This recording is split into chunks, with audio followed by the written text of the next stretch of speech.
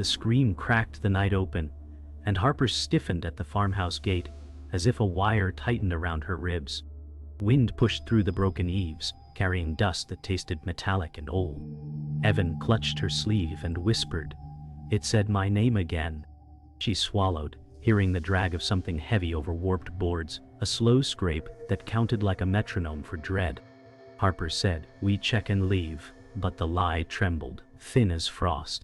The doorway gaped, a mouth with rotten teeth of splinters and nails. A whisper slipped out, shaping her name with a smoker's rasp, intimate and wrong. Evan said, "He wants me to come alone." The word he jarred her, as if a relative had stepped from a grave. The hall smelled of wet iron and mold, and every shadow looked recently rearranged. Harper raised her phone light. The beam shook and painted torn wallpaper like bruised skin. In the corner, the floorboards was streaked, as if something had been dragged backward into darker grain. The whisper thickened, patient, and then softly delighted. It said Evan's name again. Morning found them pretending the night had not followed home, but the farmhouse dust seemed to cling to their lungs. Evan ate cereal without looking up, counting each clink of the spoon like a spell. Harper said, "We are done with that place," and waited to believe it. The kettle shrieked, and every nerve in her body mistook it for that scream. Evan said, "He stood in the corner where the wall is wrong, and the word wrong tilted the room." She hid the way her hands trembled by wiping a clean counter. Birds argued outside as if the house offended them. Harper said, "We will talk to someone after school," and did not decide who that someone would be. Evan glanced at the hallway mirror and flinched like it had breathed. The phone buzzed with an unknown number, then stopped before she touched it. In the quiet afterward, the fridge clicked, and the sound felt too deliberate. On the walk to school, the town wore its weekday mask, but the shadows under awnings felt newly occupied. Evan said, "He does not like the sun," and kicked a stone that refused to roll straight. Harper tried to match her breath to traffic noise, steady and useful. A delivery truck backfired, and Evan ducked as if the sky cracked. She said, "We will keep moving, okay," and he nodded while scanning the seam where storefront glass met brick. Autumn leaves scraped the sidewalk like paper insects. A shop window flashed their reflections, doubled by old glass, and a second Evan lagged half a heartbeat. Harper said, "It is just imperfect glass," but the second Evan smiled when the first did not. The crosswalk chirped its metronome, and their feet obeyed. She told herself that fear needs witnesses, and she refused the role. The counselor's office smelled like lemon polish and advice that rarely worked.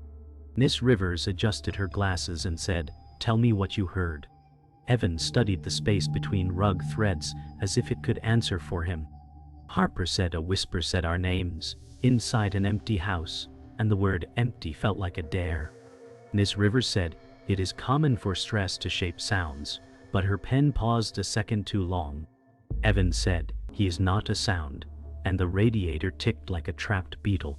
The clock's second hand stuttered, and then continued, as if embarrassed. Harper measured the silence, and found it heavier than the speech. Ms. Rivers changed tactics and offered cocoa, a warm ritual that made the room smaller. Evan did not drink. The clock resumed behaving, very proud of its predictability. That night, the house settled in a language of clicks and sighs that had never bothered them before. Harper said, "Doors open if we do not latch them," and checked every latch twice. Evan stood in the hallway and watched the mirror, as if it might lose patience. The heater thumped, and a picture frame shivered just once. He said, "He wants me to stand where the hall is thinnest," and she refused to ask where that was. The overhead light flickered and steadied, a perfectly ordinary failure that arrived like a message. Harper said, "We sleep with the lights on," and gathered extra bulbs like talismans. Evan leaned close to the mirror and said, "What do you want?" And the glass did not answer, but it did not feel idle. The night pressed against the windows with polite persistence. Somewhere wood creaked as if it knelt.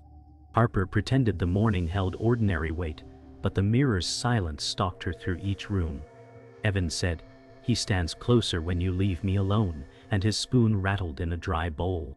She smiled for him too bright, and promised, "We face this together," though her voice cracked at the edges. The clock ticked, slicing the air in neat wounds. Outside, children shouted on their way to school, their joy almost unbearable in its certainty.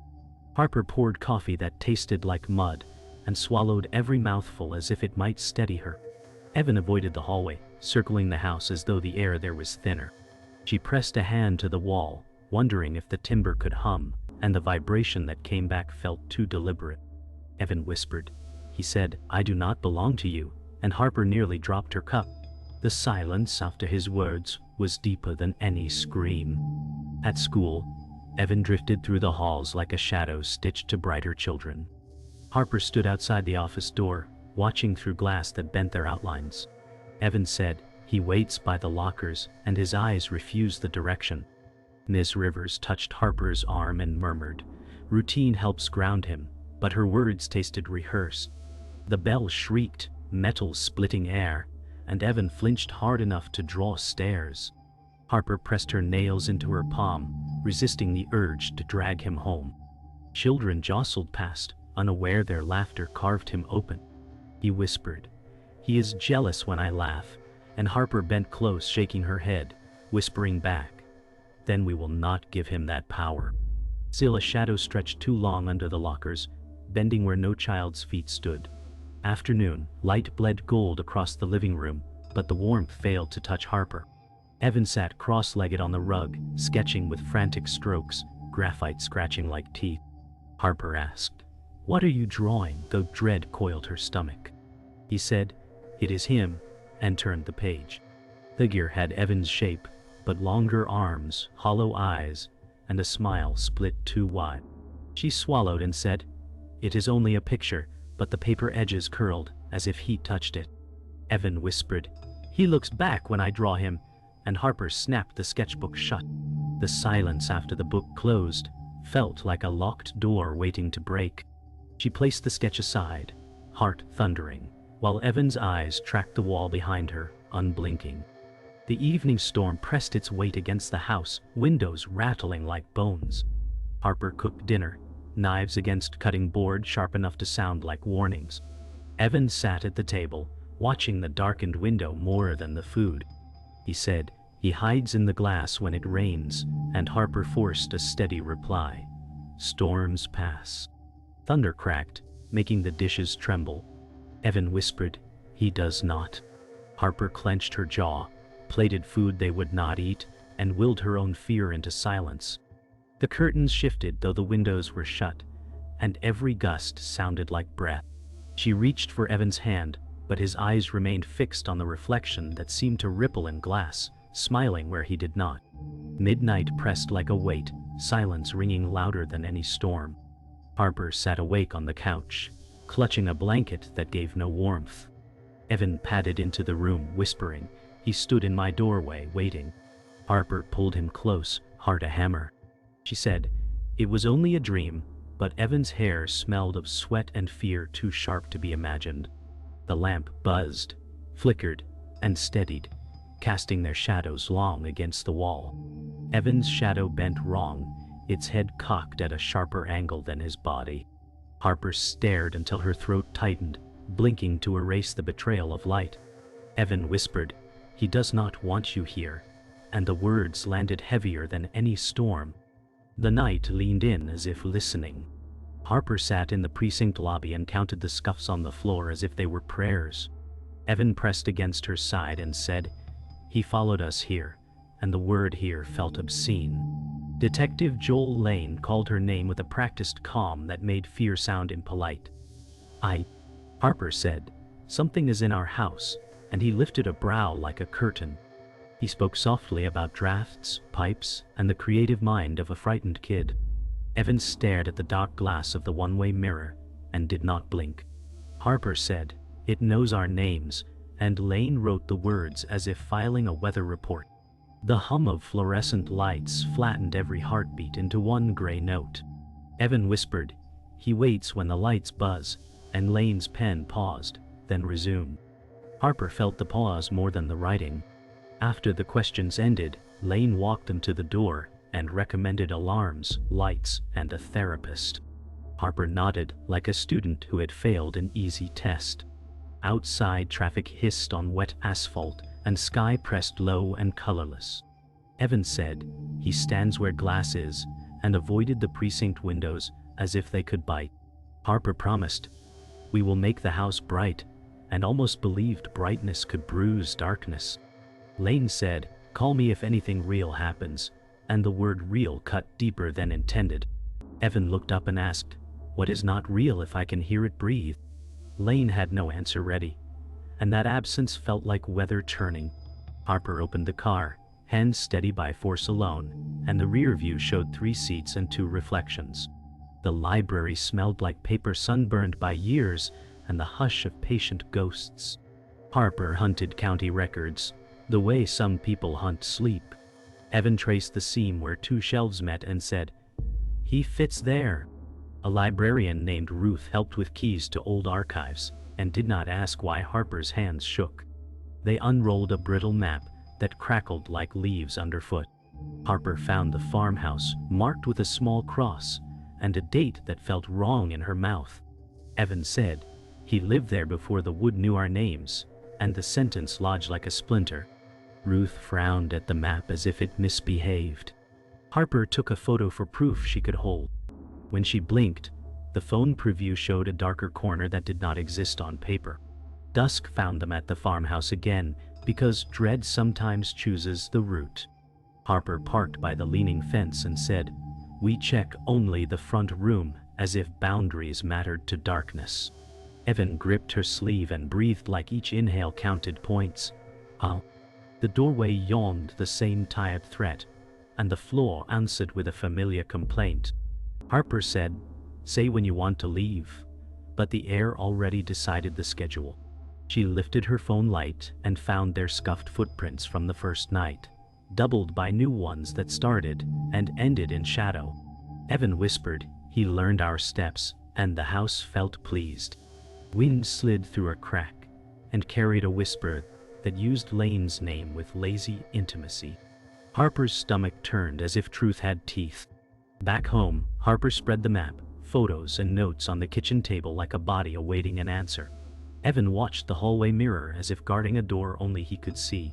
She said, "We will give him no corners," and dragged furniture to break clean lines, turning squares into mazes.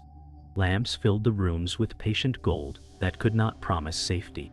Evan said, "He waits in seams, not corners," and pointed to the thin place where wall met glass. The bulb above them hummed and then went still, a lullaby for the wrong child. Harper whispered, "We are still here," and the house answered with one deliberate tick from the cooling oven. The map rustled, though no draft moved. Something tried to learn the shape of their breaths. Harper returned to the farmhouse with Evan, though her bones begged her to run elsewhere. A figure waited by the broken fence, cigarette ember flaring, and his eyes carried too much history. He introduced himself as Caleb and said, "I know what lives here." Harper demanded, "Then tell me now," but his smile cut sideways, sharp and mocking. Evan clung tighter, whispering, "He knows him." Caleb dropped the cigarette into the mud and spoke of a twin that never drew breath yet still clawed its way into this world. Harper said, "That is impossible," but her throat betrayed belief. Caleb leaned close, voice sour with smoke, and whispered, "Impossible is exactly where he lives." The wind knifed between them, rattling the gate like teeth. Harper hated herself for not walking away. In the diner booth, Caleb unfolded scraps of yellowed newspaper, each headline a wound left open. The print spoke of missing children, doors that locked from the inside, and a sheriff who quit before truth broke him. Harper said, "Why tell us now?" and Caleb shrugged as though timing were another trick. Evan pointed at a photo of the farmhouse decades younger and said, "That is where he waited." Caleb nodded slowly, tapping a headline that hinted at twins who were never born alive. Harper's chest hollowed as she whispered, "This is not my burden," but Caleb leaned forward and rasped, "Then whose is it?" The diner lights flickered, a cheap warning in neon hum. Evan folded the clipping carefully, as if keeping proof safe mattered. That night, Harper woke to find the living room lamp dead, and the furniture she had dragged moved back into neat corners. Evan sat cross-legged on the floor, sketchbook open again, lines frantic and dark. She said, "Who moved it?" though her voice already knew. Evan whispered, "He likes it this way." The sketch showed their kitchen, but the walls leaned, warped, and in the window waited something smiling without eyes. Harper tore the page, but the sound was swallowed by the silence. Evan's eyes reflected nothing, as if he watched from somewhere deeper than the room. She wanted to hold him, to anchor him, but her arms froze heavy as stone. The house creaked approval, each board groaning like applause. Harper went to Detective Lane, slamming the yellowed clippings on his desk like evidence of fire. Lane rubbed his temples and said, "Old paper does not equal new truth." She hissed, "Then come hear him breathe." Evan sat small in the corner chair, rocking slowly, eyes pinned to the shadow stretching under Lane's desk. Lane leaned back, sighing, and muttered, "I lost a child to that house, the confession bare as bone." Harper froze, realizing belief had been buried under duty. Evan whispered, "He already knows your name," and Lane's jaw clenched hard. The overhead light flickered once, a nervous tick of the room. Lane finally said, "Show me the way." Harper's stomach sank at the sound of an ally too late. Evening swallowed the farmhouse as they stood together. Harper, Evan, and Lane, the wind dragging clouds like chains. Caleb leaned against the gate again, smirking at the sight of a cop returned. Lane said, "This ends tonight," but his voice carried no armor. Evan whispered, "He is excited," and the boy's teeth chattered, though no cold touched him. Harper gripped Lane's flashlight as though steel could pierce what shadow birthed. Caleb said, "The house never gives back what it takes," and his eyes burned with the truth he would not soften. The windows glared black, each pane like a waiting eye. Harper felt every choice she had not made pressing at her back. Evan's voice cracked with dread. "He says we are already inside." The farmhouse swallowed their flashlights, as if light were an apology it would not accept. Caleb said, "Names are doors," and laid a mirror on the floor like a trap. Lane muttered that traps invite what you fear, but he did not stop it. Evan stared until his breath fogged the glass and vanished too quickly. Harper said, "We look and leave," though leaving no longer felt like an option people had. Caleb whispered a name. None of them remembered teaching, and the wood under the mirror sighed. Evan said, "He knows that name," and his fingers twitched like they held a twin pulse. The reflection did not match their angles, as if the room beneath them leaned a different way. Lane said, "If there is a door, it opens on purpose," and the air thinned. Harper thought of birth certificates, missing lines, and stories cut short with scissors. The house smiled with its bones. Ruth met them after closing with a key she pretended not to have. The archive room breathed old glue and rain, a scent that remembered every grieving hand. Harper read the midwife ledger until the letters floated like ash.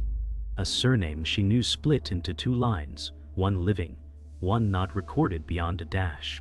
Caleb said, "Some twins take the world and some take the seam," and his voice carried the memory of failure.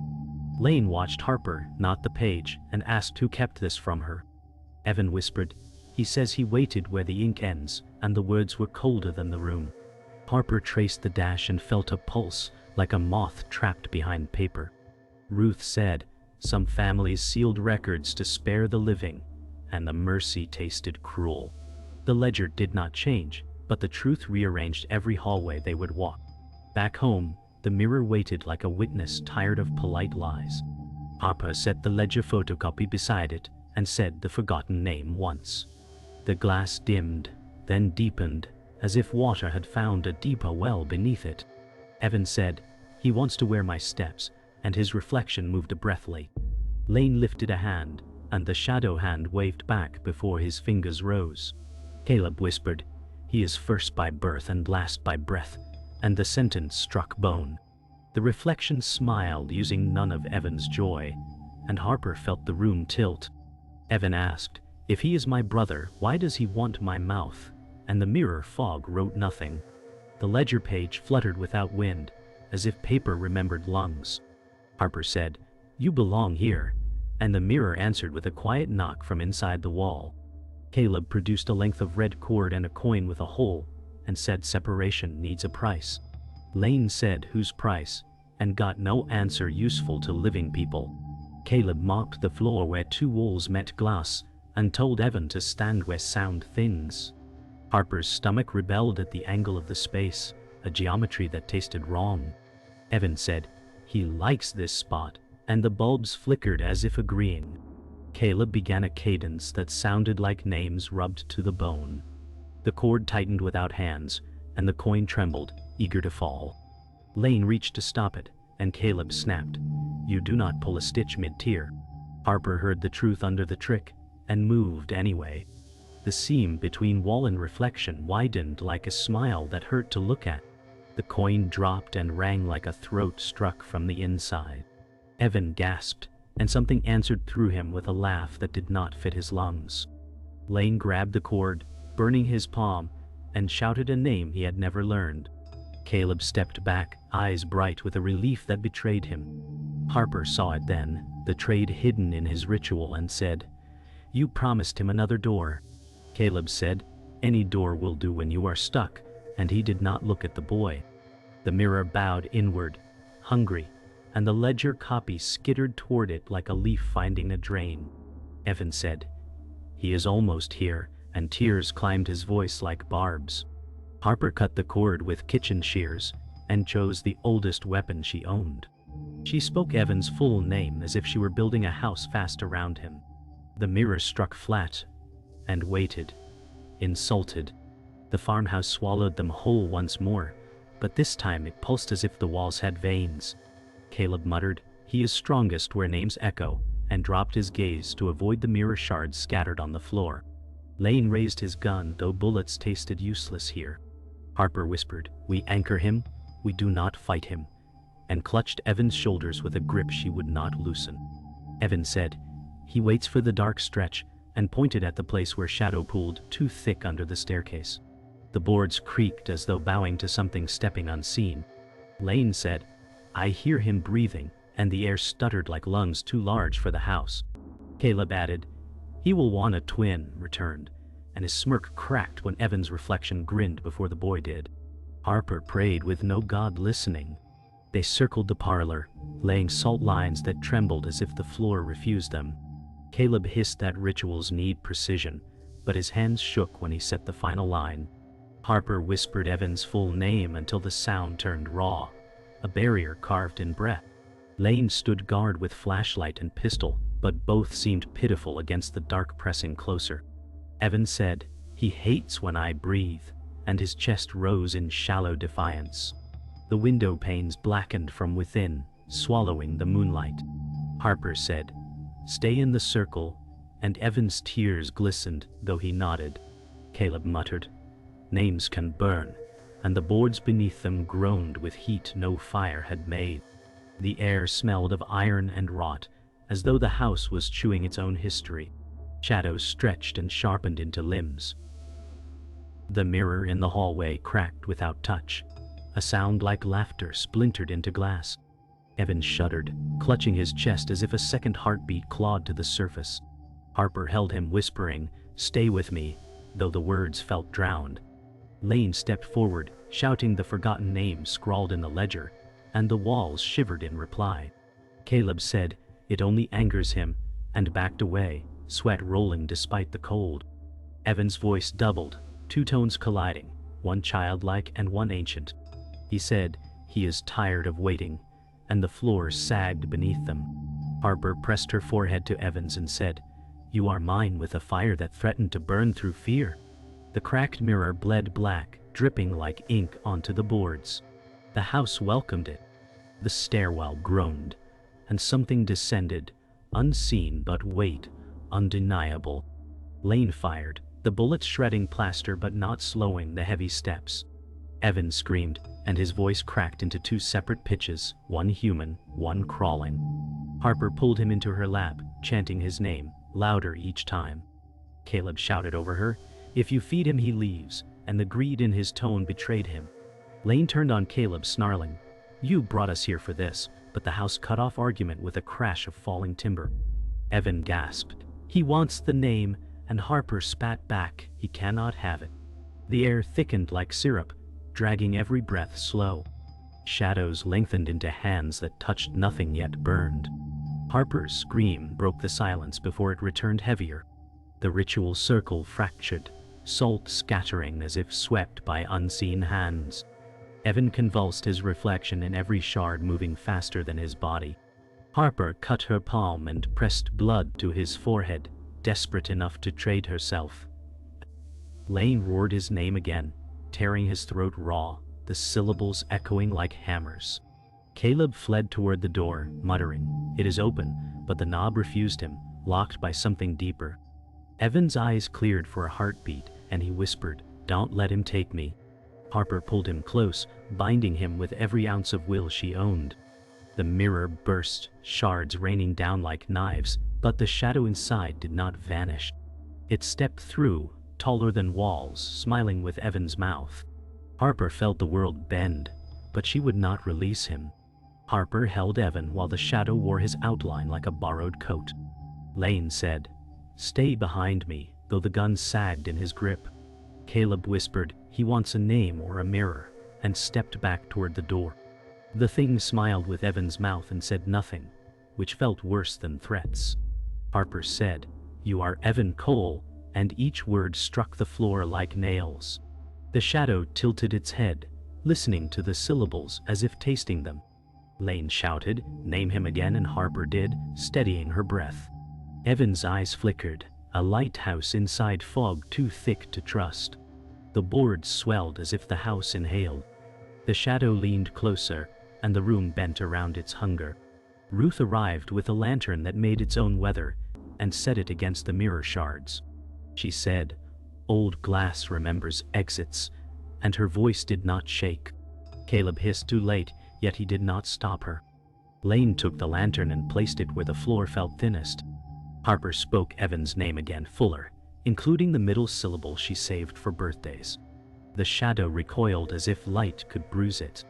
Evan said, "I am here," and the second voice inside him snarled. Ruth lifted a scrap of ledger and whispered a line about returns. The air tightened, and the mirror shards sang a thin note.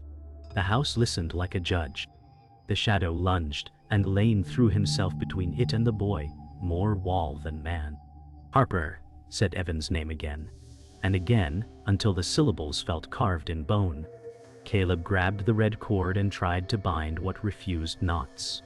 Ruth whispered, "Unmake the seam," and pointed to the place where glass became air. Harper pressed the ledger scrap to Evan's chest and felt his breath rally. He said, "I choose my name," and the second voice snapped like a rope. The lantern flared, washing the room in savage gold. The shadow thinned, stretched, and reached for Caleb like a debt collector. Caleb shouted, "Take the door, not me," and the plea rang cheap. The house decided which promise to believe. The shard circle drew tight, and the seam yawned like a throat. Lane shoved the lantern into the opening, and light poured down a stair none of them could see. Harper said, "Evan Cole stays," with a steadiness that hurt. Evan echoed her and stood on his own feet. The shadow tried to match his stance, and failed. Caleb stumbled, caught between leaving and being taken. Ruth said, "A name belongs where it is kept," and the seam narrowed like lips closing.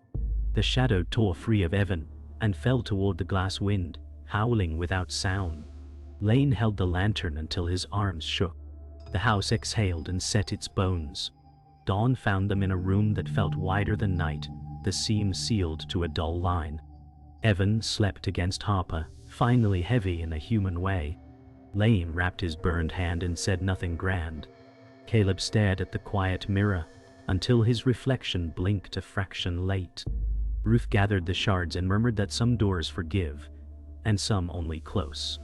Harper said, "We go home," and the words were almost true. Outside, wind moved through grass without carrying voices. As they crossed the threshold, the farmhouse whispered Harper's name with fond contempt, soft as a farewell that promised a return. The silence after was not empty. It waited,